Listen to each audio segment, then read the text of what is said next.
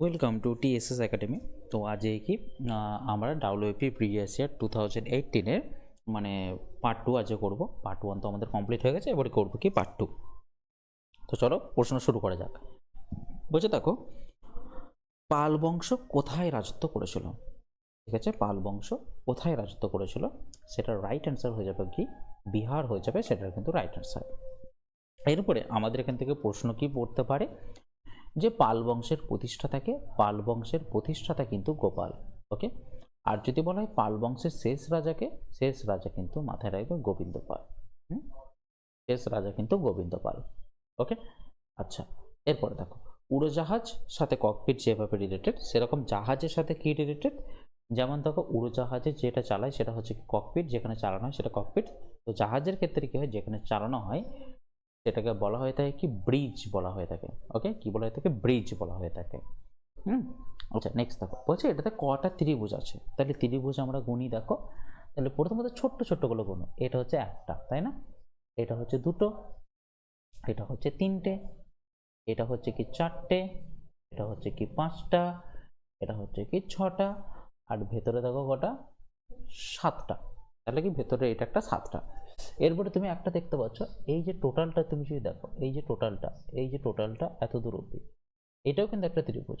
তাহলে এটা কত নম্বর হয়ে গেল? 8 নম্বর হয়ে গেল। হ্যাঁ, এরকম ভাবে তুমি এইখানটায় দেখো যে এখান থেকে এত দূর অব্দি, এখান থেকে এত দূর অব্দি, তাহলে কত নম্বর হয়ে গেল? এটা কিন্তু 9 নম্বর হয়ে গেল। হ্যাঁ, এরপরে দেখো আমাদের বড় দুটো ত্রিভুজ, এই যে দেখো এই একটা ত্রিভুজ এত দূর থেকে এত দূর এত দূর এরকম করে মিলিয়ে দেখো একটা ত্রিভুজ হচ্ছে, তাহলে 10 নম্বর হয়ে গেল। এই বড়টা হচ্ছে 10 নম্বর, আর আরেকটা দেখো প্রথমেই বড় আছে, তাহলে ওইটা নিয়ে কত হচ্ছে? 11 নম্বর হয়ে যাচ্ছে। ঠিক আছে, তাহলে টোটাল আছে কত? 11টা। তাহলে রাইট অ্যান্সার হয়ে যাবে অপশন 3, 11 হচ্ছে রাইট অ্যান্সার। নেক্সট বলছে দীনবন্ধু মিত্রের নীলদর্পণ গ্রন্থটি কে ইংরাজিতে অনুবাদ করেন? ঠিক আছে, তাহলে ইংরাজিতে অনুবাদ করেন হচ্ছে আমাদের মাইকেল মধুসূদন দত্ত, কিন্তু এটা ইংরাজিতে অনুবাদ করে থাকেন। এবার দেখো নীলদর্পণকে আর একটা ইংলিশ নাম আছে, সেটার নামটা কি? Indigo planters mirror. কি বললাম? Indigo planters mirror. তো এটা কিন্তু তোমাদের পরীক্ষায় পড়তে পারে। হ্যাঁ, এটা মনে রাখবে এটা। আচ্ছা, দীনবন্ধু মিত্রতে নীলদর্পণ লিখেছিল, সেটা কিন্তু কোন ভাষায় লিখেছিল যদি প্রশ্নটা পড়ে সেটা মনে রাখবে, সেটা কিন্তু লিখেছিল বাংলা ভাষায় লিখেছিল। আচ্ছা, এরপরে দেখো বঙ্কিমচন্দ্র চট্টোপাধ্যায়। তাহলে বঙ্কিমচন্দ্র চট্টোপাধ্যায় কি? বঙ্কিমচন্দ্র চট্টোপাধ্যায় হচ্ছে ধরে নাও তোমার লিখেছিল কি বন্দে মাতরম গানটা লিখেছিল। তো বন্দে মাতরম কি বলতো? আমাদের কিন্তু জাতীয় গান। বন্দে মাতরম হচ্ছে জাতীয় গান। এটা কোথায় থেকে নেওয়া হয়েছে বলতো? এই বন্দে মাতরম জাতীয় গানটা তোমার নেওয়া হয়েছে কিন্তু আনন্দমঠ উপন্যাস থেকে কিন্তু নেওয়া হয়েছে। এবং সেটা যদি বলে কত সালে গৃহীত হয়েছিল, সেটা কিন্তু 1882 সালে কিন্তু গৃহীত হয়েছিল এই বন্দে মাতরম গানটি, যেটা এখনকার দিনে আমাদের কিন্তু একটা জাতীয় গান। ঠিক আছে, চলো নেক্সট। আচ্ছা, যদি আরো বলি বঙ্কিমচন্দ্র সম্বন্ধে, আরো যদি বলি, বঙ্কিমচন্দ্রের একটা উপন্যাসের নাম কিন্তু খুবই গুরুত্বপূর্ণ, সেটার নাম হচ্ছে কি দুর্গেশ নন্দিনী, সেই উপন্যাসের নাম। আর একটা তিনি পত্রিকা লিখেছিলেন, সে পত্রিকাটা হচ্ছে কি বঙ্গদর্শন হচ্ছে পত্রিকাটার নাম। নেক্সট বলছে ক্রিকেট খেলায় নিম্নের কোন শব্দটি ব্যবহৃত হয়? তাহলে ক্রিকেট খেলায় ব্যবহৃত দেখো, টি তো ব্যবহৃত হয় না, T20 ব্যবহৃত হয়।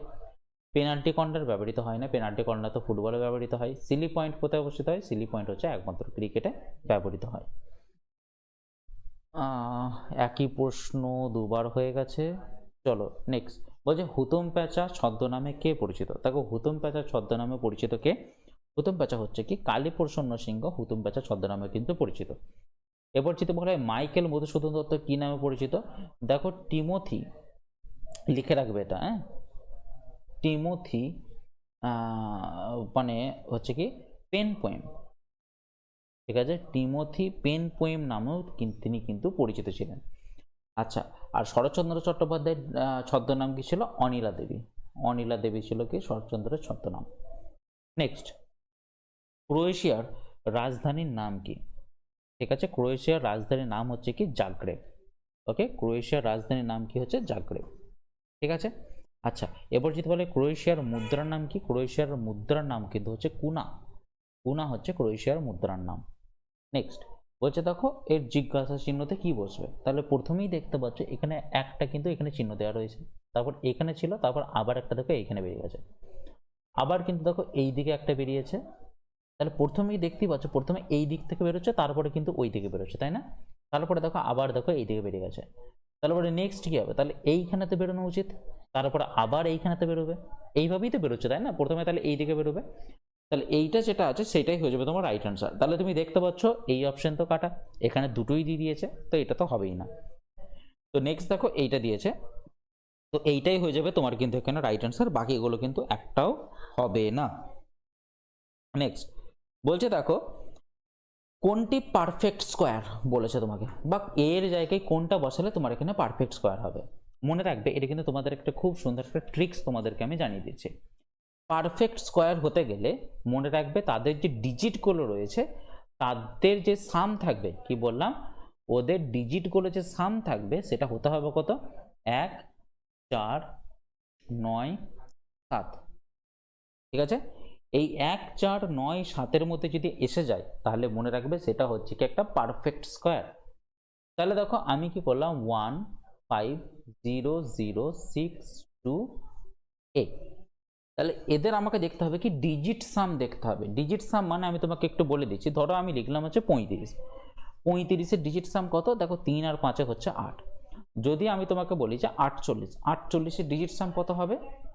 দেখো 8 আর 4 12, এবার 12টাকে কি করতে হবে? 2 আর 1 দেখো 3, তাহলে 48-এর ডিজিট সাম কত হচ্ছে তোমার 3।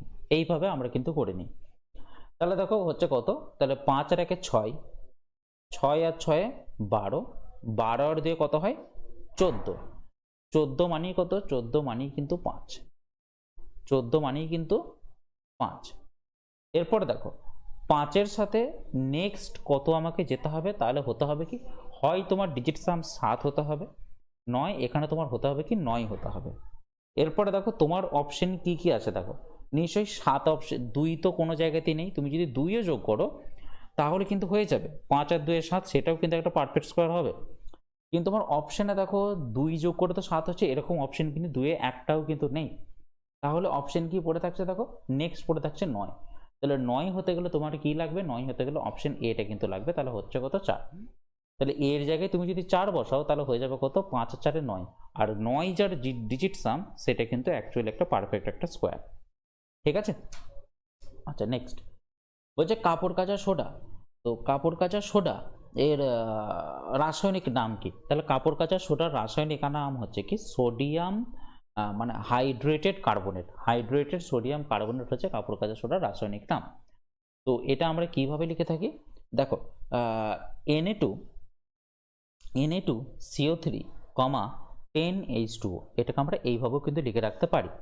এরপর মনে রাখবে এখানে মাঝে মাঝে দিয়ে দেয় যে কত অণু জল থাকে কাপড় কাচা সোডাতে, সেটাও কিন্তু মনে রাখবে 10 অণু কিন্তু জল থাকে। আচ্ছা, এরপর যদি বলে ক্যালসিয়াম কার্বনেট, ক্যালসিয়াম কার্বনেটের সংকেত কি? COCO3, এটা হচ্ছে কিন্তু কাপড় কাচা সোডা। আচ্ছা, এরপর দেখো সোডিয়াম কার্বনেট, সোডিয়াম কার্বনেট মানে কোনটা? মনে রাখবে সোডিয়াম বাইকার্বনেট, সোডিয়াম বাইকার্বনেট মানে কোনটা? NaCO3, এটা হচ্ছে কি সোডিয়াম বাইকার্বনেট, যেটা কি, যেটা তোমার হচ্ছে তবে রুটি তৈরিতে কিন্তু এটা প্রচণ্ড কাজে লাগে, এটা রুটি তৈরিতে কাজে লাগে। আর সোডিয়াম ক্লোরাইড তো জানো, সোডিয়াম ক্লোরাইড হচ্ছে কি NaCl হচ্ছে সোডিয়াম ক্লোরাইড, যেটা হচ্ছে আমরা সাধারণ লবণ বলে থাকি। বলেছে 1984 সালে ক্যালেন্ডার কোন সালের ক্যালেন্ডারের সাথে সমান হবে? দেখো এই যে 1984 সালটা রয়েছে, এই 1984 সালটা কিন্তু একটা লিপ ইয়ার। লিপ ইয়ার মানে কি? যেটা তোমার 4 দিয়ে ভাগ যায়। ঠিক আছে, এবার প্রত্যেকটা লিপ ইয়ার কিন্তু মানে 1984 সাল যেহেতু লিপ ইয়ার, এবার প্রত্যেকটা একই লিপ ইয়ার রিপিট হয় 28 বছর পর। ঠিক আছে, মানে 28 বছর অন্তর অন্তর এটা কিন্তু সেম হয়ে যায়। তার মানে 1984-র সাথে যদি তুমি 28 যোগ করো তাহলে হবে কিন্তু 2012। তাহলে 2012 সাল কিন্তু 1984-র সাথে পুরোপুরিভাবে সেম হবে। তাহলে রাইট অ্যান্সার হবে কত? 2012। বলছে সকাল 10টার সময় আর এবং এস যথাক্রমে 3 কিমি/ঘন্টা এবং 4 কিমি/ঘন্টা গতিবেগে পরস্পরের দিকে যাত্রা শুরু করে। যাত্রা শুরুর সময় তাদের মধ্যেকার দূরত্ব হচ্ছে 17.5 কিলোমিটার। তারা কোন সময় একে অপরের সাথে মিলিত হবে? তাহলে দেখো যেহেতু দুজন পুরোপুরিভাবে বিপরীত দিকে আসছে, তার মানে কি হয়ে যায়? তাদের আপেক্ষিক গতিবেগ হয়ে যায় কিন্তু প্লাস। তার মানে আমি বলতে পারি 3 কিমি/ঘন্টা প্লাস 4 কিমি/ঘন্টা মানে হচ্ছে কত? 7 কিমি/ঘন্টা গতিবেগে তারা কিন্তু যাচ্ছে। এরপর তারা দেখো তারা দুজনে 7 কিমি যায় কিন্তু 1 ঘন্টায় যায়। এবার তাদের মধ্যে দূরত্ব কত? 17.5। তাহলে 17.5 কিলোমিটার কত ঘন্টায় যাবে? তাহলে কত 1/7 গুণিত কত 17.5। এবার ক্যালকুলেশন করো কত হচ্ছে দেখো, 7 দুগুণে 14, 3 7 5 35, তাহলে সময় লাগবে কত 2.5 ঘন্টা কিন্তু সময় লাগবে, 2.5 ঘন্টা সময় লাগবে, মানে 2.5 ঘন্টা মানে কত 2 ঘন্টা 30 মিনিট কিন্তু সময় লাগবে। তাহলে কটা থেকে যাত্রা শুরু করেছে সেটা তো আমাকে বলে দেয়নি, কটা থেকে যাত্রা শুরু করেছে, আচ্ছা বলে দিয়েছে সকাল 10টার সময় যাত্রা শুরু করেছে। এবার সকাল 10টা থেকে 2.5 ঘন্টা যোগ করো, তার মানে হয়ে যাবে কত 12:30। তাহলে 12:30টার সময় তারা কিন্তু দেখা সাক্ষাৎ করেছে। নেক্সট বলছে টেলিভিশনের আবিষ্কারককে, তো এটাতে বলার কিছু নেই, টেলিভিশনের আবিষ্কারক হচ্ছে কি জে.এল. বেয়ার হচ্ছে টেলিভিশনের আবিষ্কারক। নেক্সট বলছে ভারতের স্থায়ী গবেষণা কেন্দ্র দক্ষিণ গঙ্গোত্রী কোথায় অবস্থিত? আচ্ছা এবার দেখো দক্ষিণ গঙ্গোত্রী অবস্থিত কিন্তু তোমার আন্টার্কটিকাতে অবস্থিত, তাহলে রাইট অ্যান্সার হয়ে যাবে কত অপশন এ, আন্টার্কটিকা হয়ে যাবে রাইট অ্যান্সার। এরপর বলে রাখি দক্ষিণ গঙ্গোত্রী আন্টার্কটিকাতে কবে স্থাপিত করা হয়, সেটা হচ্ছে কি 1983 সালে কিন্তু এটা স্থাপিত করা হয়। আর একটা আন্টার্কটিকাতে আর একটাও করা হয়ে থাকে, সেটা হচ্ছে কি মৈত্রী, মৈত্রী হচ্ছে তোমার মনে রাখবে, মৈত্রী হচ্ছে 1989 সালে কিন্তু মানে করা হয় আন্টার্কটিকাতে।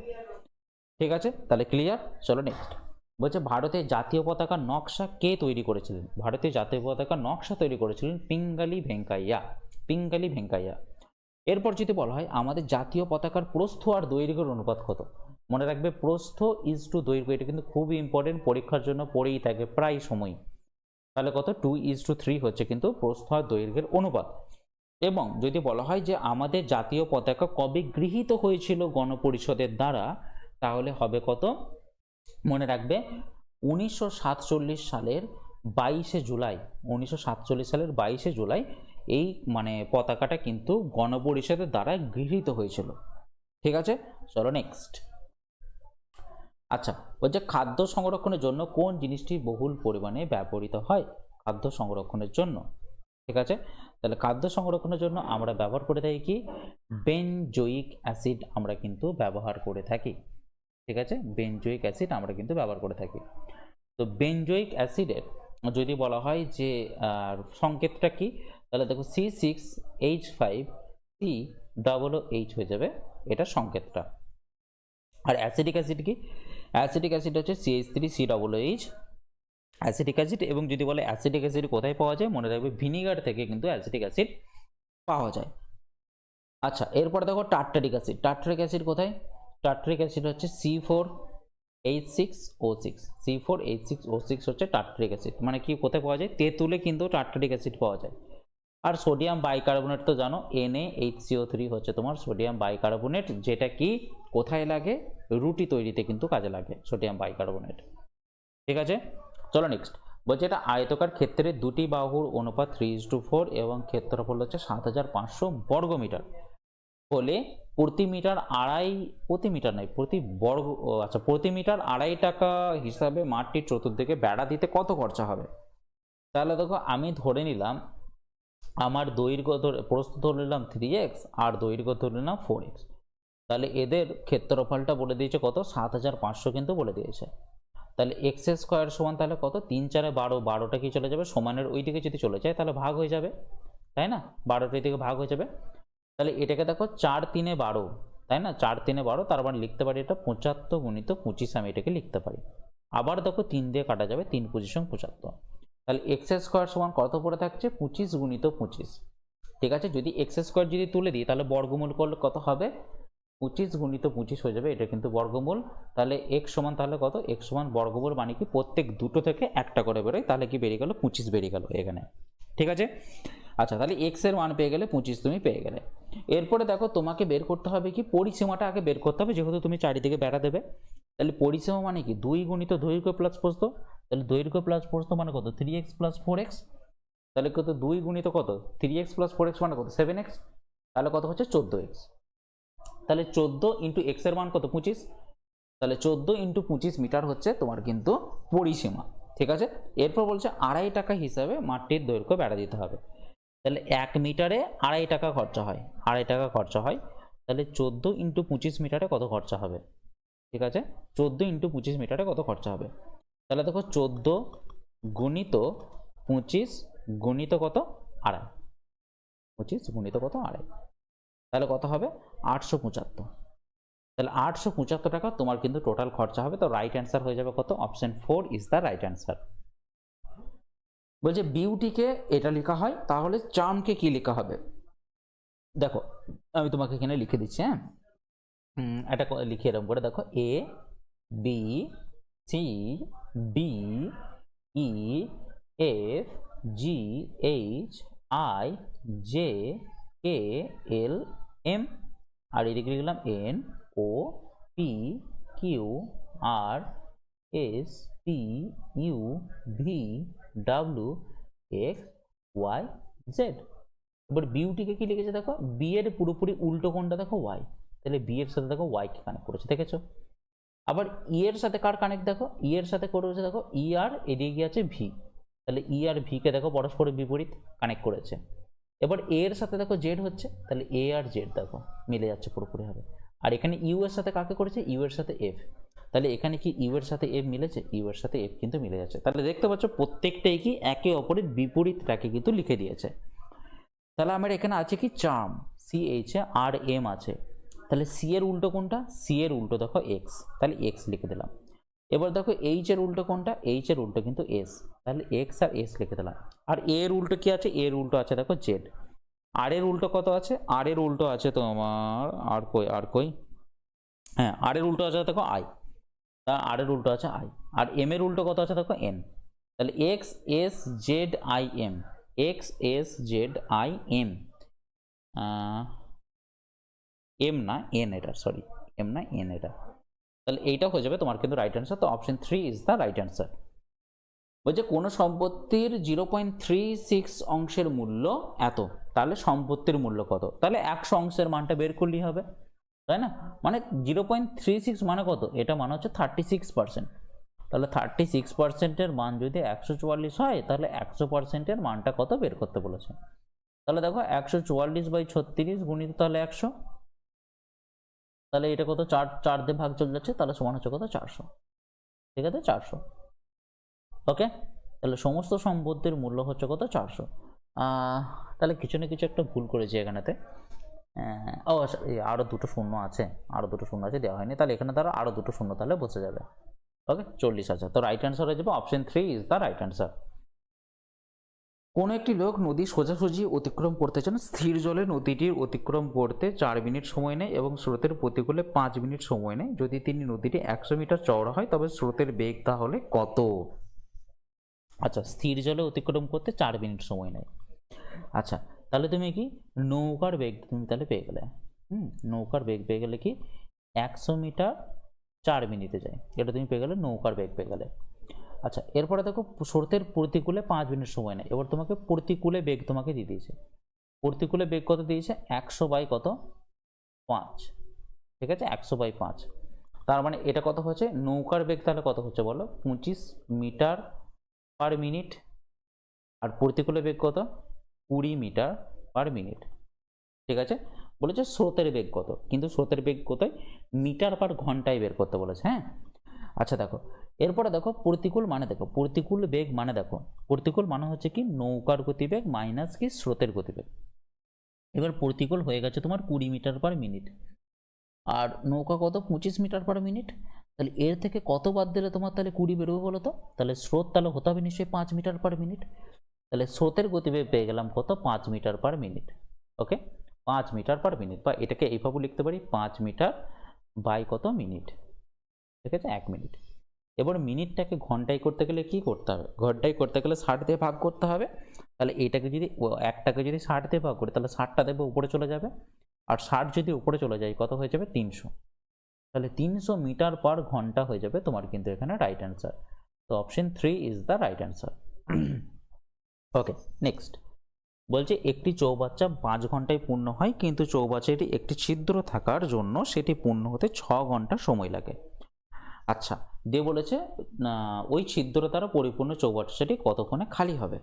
তাহলে দেখো একটি নল আছে এ, যেটা কি 5 ঘন্টায় পূর্ণ করতে পারে, আর দুজন যদি একসাথে চলে, যেহেতু ছিদ্রটাকে ধরে নিলাম বি, এবার যেহেতু বাইরে বের করে দিচ্ছে, তাহলে সেটাকে আমি মাইনাস এতেই রেখে দিলাম।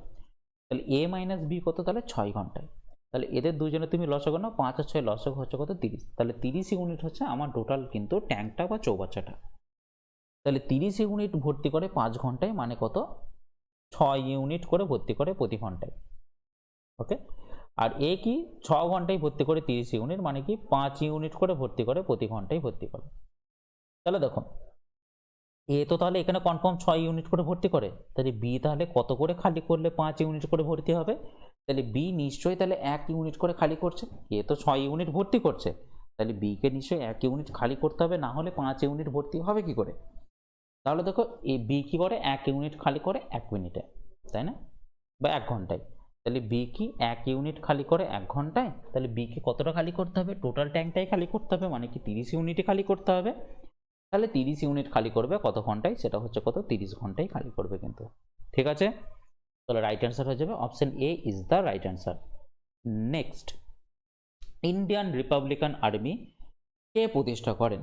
তো ইন্ডিয়ান রিপাবলিকান আর্মি প্রতিষ্ঠা করেন কে? মাস্টার দা সূর্য সেন কিন্তু প্রতিষ্ঠা করেন। সেটা কত সালে? 1930 সালে প্রতিষ্ঠা করেন। এইটার মেন উদ্দেশ্য কি ছিল? মনে রাখবে, চট্টগ্রাম অস্ত্রাগার লুণ্ঠন ছিল কিন্তু এই রিপাবলিকান আর্মির মেন উদ্দেশ্য ছিল। আচ্ছা, এবার দেখো রাসবিহারী বসু। তাহলে রাসবিহারী বসু কে ছিল তোমার? রাসবিহারী বসু ছিল কিন্তু সুভাষচন্দ্র বোসের সাথে আজাদ হিন্দ ফৌজ কিন্তু গঠন করেছিল, তাই না? আজাদ হিন্দ ফৌজ কিন্তু গঠন করেছিল। আচ্ছা, চিত্তরঞ্জন দাস কি? চিত্তরঞ্জন দাস মনে রাখবে ইনি মতিলাল নেহেরুর সাথে যুক্ত হয়ে স্বরাজ দল কিন্তু তিনি গঠন করেছিলেন, 1922 সালে গঠন করেছিলেন। আচ্ছা, সুভাষচন্দ্র বোস থেকে একটা ইম্পর্টেন্ট প্রশ্ন এসে থাকে, সুভাষচন্দ্র বোস কত সালে দেশ ত্যাগ করেছিলেন? সেটা কত সালে? 1941 সালে তিনি কিন্তু দেশ ত্যাগ করেছিলেন। এবং কি যদি বলা হয় যে তিনি কি গঠন করেছিলেন 1939 সালে, তিনি 1939 সালে ফরওয়ার্ড ব্লক কিন্তু গঠন করেছিলেন। ঠিক আছে, আর তিনি কোন কোন জায়গা থেকে ইলেক্ট হয়েছিলেন কংগ্রেসের অধিবেশনে? মনে রাখবে, হরিপুরা আর ত্রিপুরী, এই দুটো জায়গা থেকে তিনি কিন্তু ইলেক্ট হয়েছিলেন। নেক্সট বলছে 12টি পেন্সিলের ক্রয় মূল্য যদি 10টি পেন্সিলের বিক্রি মূল্যের সমান হয় তবে শতকরা লাভ কত? দেখো 12টি পেন্সিলের সিপি মানে কি? ক্রয় মূল্য সমান হচ্ছে কি 10টি পেন্সিলের সেলিং প্রাইসের সমান। তাহলে সিপি বাই এসপি তাহলে কত হচ্ছে? দেখো তাহলে এদিকে কত হচ্ছে 10, আর এদিকে কত হচ্ছে 12, 12 এদিকে নিচে চলে আসছে। তাহলে দেখো সিপি হচ্ছে তোমার 10 টাকা আর এসপি হচ্ছে 12 টাকা, তাহলে তুমি এখানে কত টাকা প্রফিট করছো? 2 টাকা প্রফিট করছো। এই 2 টাকা প্রফিট কার ওপরে হবে? নিশ্চয়ই সিপির ওপরে হবে। 10 টাকার ওপরে 2 টাকা প্রফিট, তাহলে 100 টাকার ওপরে কত টাকা প্রফিট? তাহলে 0 0 কাটা, তাহলে এখানে অ্যান্সার হয়ে যাচ্ছে কত? 20% হয়ে যাচ্ছে তোমার কিন্তু এখানে অ্যান্সার। তাহলে option A is the right answer. ঠিক আছে, চলো নেক্সট। বলছে আর্নকে যদি রেইন এবং বন্ডকে যদি এনওডিবি লেখা হয় তাহলে টিআরকে কিভাবে লেখা হবে? তাহলে ভালো করে দেখো এদিকে, আর্ন এখানে তাহলে উল্টেছে কোনটা? দেখো দেখতে পাচ্ছ আর এটা কিন্তু প্রথমে চলে আসছে, দেখতে পেয়েছো আর এ চলে আসছে, আর এনিটাকে লাস্টে চলে গেছে, তাই না? সেরকমভাবে বন্ডটা দেখো এনওটা প্রথম চলে আসছে, তাহলে সেরকমভাবে এখানে তাহলে কোনটা প্রথম হবে? তাহলে এইটা প্রথম হবে, তাই না? আর কি কি লাস্টে চলে গেছে? দেখো এই যে বিডি এর মধ্যে বিটা শুধু লাস্টে চলে গেছে, তাহলে এখানে কি হবে? টিটা শুধু লাস্টে চলে যাবে, তাহলে আর এর পরে টি বসবে, তাহলে এই আর টি হয়ে যাবে কিন্তু এখানে অ্যান্সার। তো রাইট অ্যান্সার হচ্ছে option 4 is the right answer. বলছে 38তম প্যারালাল, 38তম প্যারালাল বিভক্ত করে কাকে? তাহলে 38তম প্যারালাল বিভক্ত করে কি উত্তর কোরিয়া এবং দক্ষিণ কোরিয়াকে কিন্তু বিভক্ত করে। ঠিক আছে, এরপর দেখো আর কি কি হতে পারে? মনে রাখবে ভারত পাকিস্তানকে বিভক্ত করে কে? Radcliffe line. ভারত পাকিস্তানকে বিভক্ত করে কে? র্যাডক্লিফ লাইন বিভক্ত করে ভারত পাকিস্তানকে। আচ্ছা, আর এবার দেখো ভারত নেপালকে তো ওইভাবে বিভক্ত কিছু নেই ব্যাপারটা। ঠিক আছে, ভারত নেপাল তো প্রায় একসাথেই রয়েছে, ওদের নিয়ে কোনো মাথা ঘামানোর প্রয়োজন নেই। যদি তোমাকে বলে দেয় যে ভারত চীন যদি বলে দেয়, যদি ভারত চীন যদি বলে দেয় তাহলে মনে রাখবে সেটা হবে ম্যাকমোহন লাইন। ম্যাকমোহন লাইন কিন্তু ভারত আর চীনকে আলাদা করেছে। আচ্ছা, আর কি হতে পারে? আর তোমাকে দিতে পারে যে দেখে আফগানিস্তান আর পাকিস্তানকে আলাদা করেছে কে? আফগানিস্তান আর পাকিস্তানকে আলাদা করেছে মনে রাখবে আফগানিস্তান আর পাকিস্তান হচ্ছে তোমার ডুরান্ড লাইন। ডুরান্ড লাইন হচ্ছে আফগানিস্তান ও পাকিস্তানকে আলাদা করেছে। আর একটা ইম্পর্টেন্ট যেটা আছে হিন্ডেনবার্গ লাইন, এটা কিন্তু পরীক্ষার জন্য পড়ে থাকে। হ্যাঁ, হিন্ডেনবার্গ লাইন, হিন্ডেনবার্গ লাইন হচ্ছে কাদের মধ্যে? মনে রাখবে জার্মানি আর পোল্যান্ড, জার্মানি ও পোল্যান্ডের মধ্যে বিভক্ত করেছে কে? এই হিন্ডেনবার্গ লাইন। আর একটা পড়ে থাকে কি 17তম প্যারালাল। 17তম প্যারালাল কি? নর্থ ভিয়েতনাম, উত্তরের ভিয়েতনাম এবং সাউথ ভিয়েতনাম এদের দুজনের মধ্যে কিন্তু আলাদা করেছে। ঠিক আছে। আচ্ছা, আর একটা ইম্পর্টেন্ট হচ্ছে কত? 49তম প্যারালাল, 49th প্যারালাল। ঠিক আছে, 49তম প্যারালাল হচ্ছে কি ইউএসএ এবং কানাডা এদের দুজনকে কিন্তু আলাদা করেছে।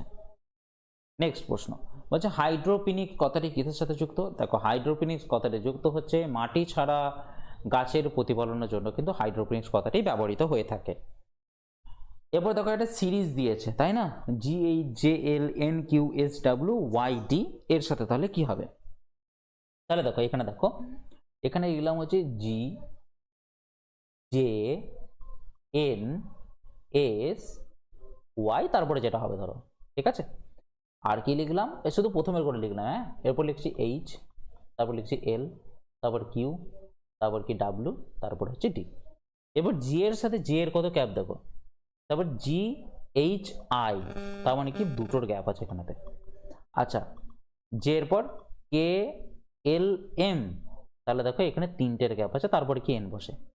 এবার N এর পরে দেখো OPQR, তাহলে এখানে কটা গ্যাপ আছে? চারটে গ্যাপ আছে, তারপরে দেখো S, তারপরে দেখো TUVWX, তাহলে দেখো এখানে কটা গ্যাপ আছে? পাঁচটা গ্যাপ আছে।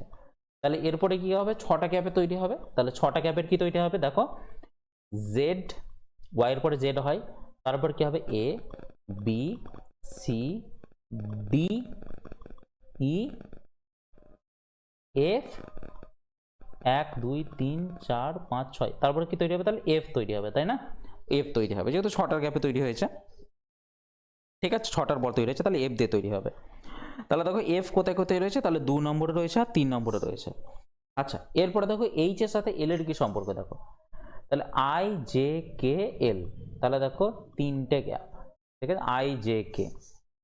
তারপর দেখো MNOP Q, তার মানে কি চারটের গ্যাপ।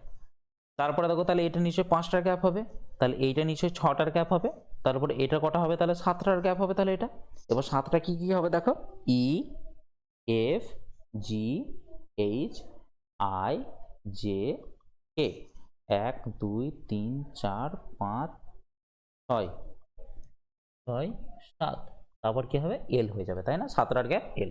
তাহলে দেখো এফ আর এল হয়ে গেল আমার কিন্তু রাইট অ্যান্সার। তো option 2 is the right answer.